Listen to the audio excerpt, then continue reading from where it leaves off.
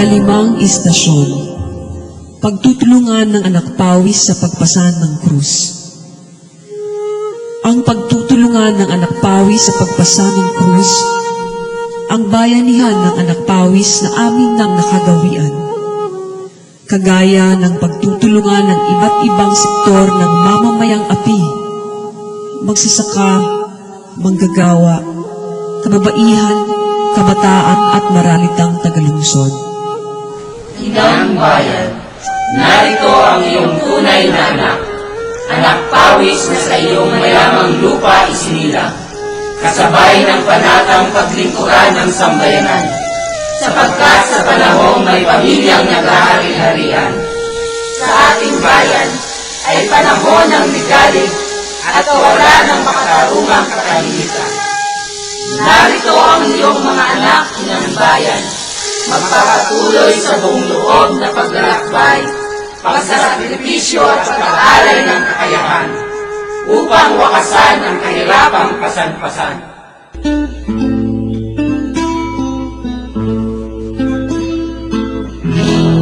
Himati aman kalabanwaan, Inig mo mga naglalay, Di mo nilanggan sa pagpapuli, Napakalat sa dinaming kasakitan.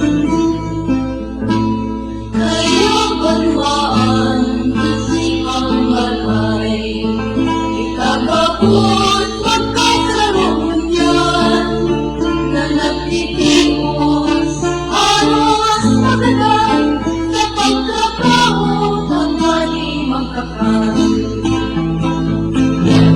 Mabilis ang ipotoy ang sila ang gahan, sakit na magalan, mas manay pangulaban. Ang sila pangutakan, sipol na panglamuan. Kundi masalang, pinabulit na lang. Kaya banwaan, isipang malay, ikagabot ang pinalaman. At kung kapalan, ipagkasalo, galing makalak ang patungganwaan.